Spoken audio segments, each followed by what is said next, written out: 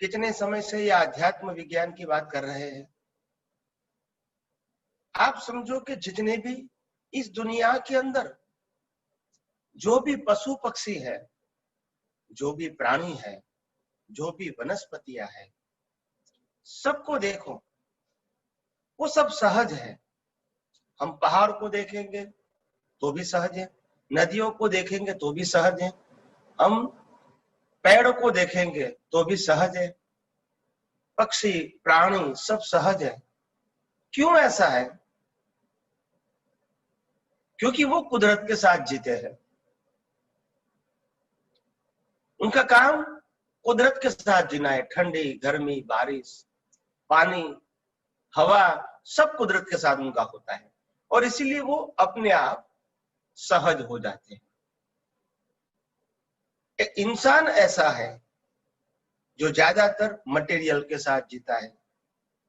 घर के बाहर निकलेंगे तो भी बिल्कुल गाड़ी के अंदर निकलेगा, यानी कुदरत के साथ उसका लगाव नहीं होगा। जो आर्टिफिशियल है, मैन मेड है, उनके साथ उसका लगाव होता है और इसीलिए उनकी जो साहजिकता है वो खत्म हो जाती है।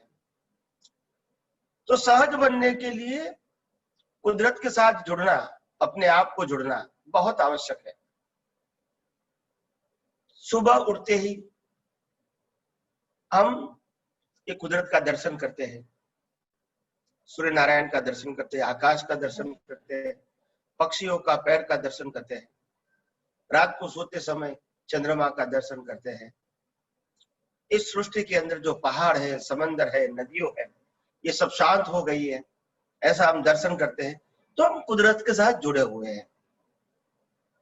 मगर क्योंकि सुबह उठते ही और रात के अंत हमारी जो प्रक्रिया होती है, हमारा जो चित्त है वो पूरा भौतिक चीजों के साथ या व्यक्तियों के साथ, व्यक्तियों के विचारों के साथ जुड़ा हुआ है और इसीलिए हमारे जीवन में हर समय यही सामने आता है, क्योंकि जो आप अपने जीवन में जिसके ऊपर फोकस करते हैं वही आपको रिवर्स आता है और हम कभी साहजिक नहीं बन पाते हैं। और ये विज्ञान को समझने के लिए, ये कुदरती कानून को समझने के लिए, ये कुदरत को समझने के लिए, ये 6 तत्वों को, 6 सनातन तत्वों को समझने के लिए हमारी प्रकृति सहज होना आवश्यक है। प्रकृति सहज होने का मतलब होता है, मैं मन वचन काया की बात नहीं करता हूं।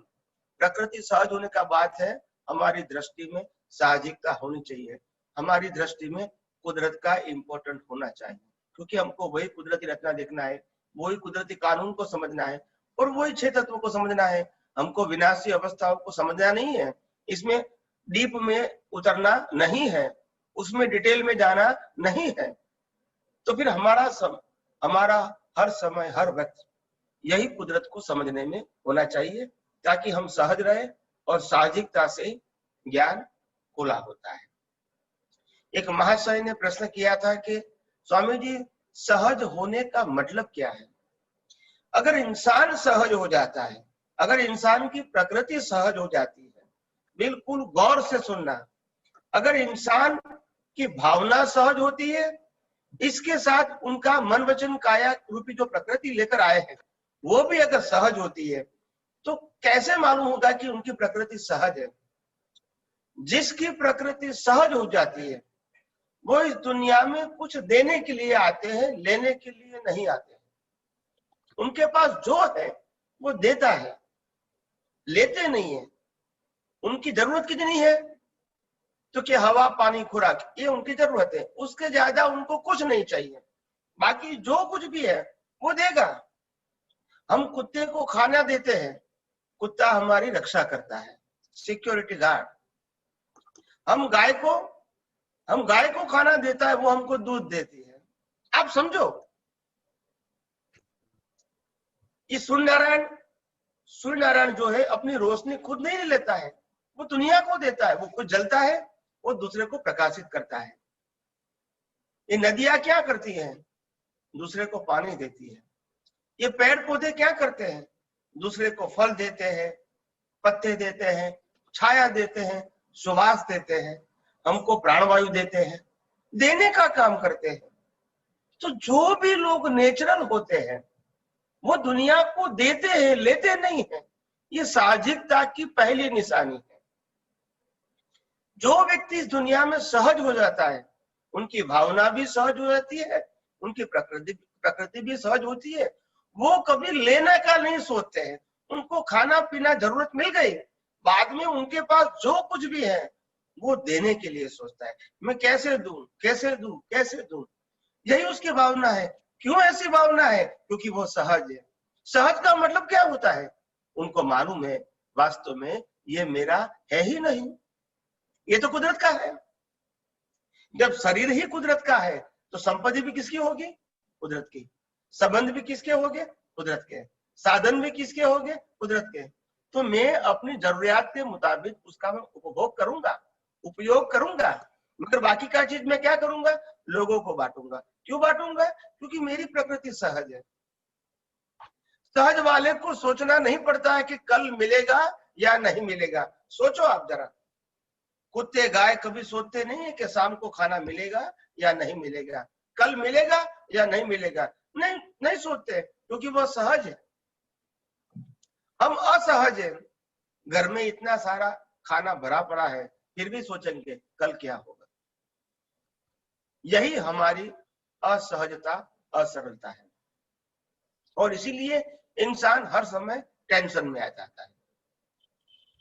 तो आध्यात्म विज्ञान आपको साहजिकता की ओर ले जाता है, क्योंकि आपको बार बार कहता हूं, मन वचन काया और 5 इंद्रियों में से अनुभव में आती पूरी सृष्टि को कुदरती रचना के रूप में ही देखने का प्रयास करो। और जब कुदरती रचना के रूप में देखोगे, वही तो आपकी साहजिकता है। फिर न अज्ञान है, न राग द्वेष है, न कषाय है, न मालिकी भाव है, न कर्ता भाव है, न भीख है, न भय है। और यही तो हमारी खुमारी है। और खुमारी के साथ हम, हमारे पास जो कुछ भी है हम दूसरे को बांटेंगे, क्योंकि वैसे भी दुनिया का है। न लेके आए हैं, न लेके जाने वाले हैं।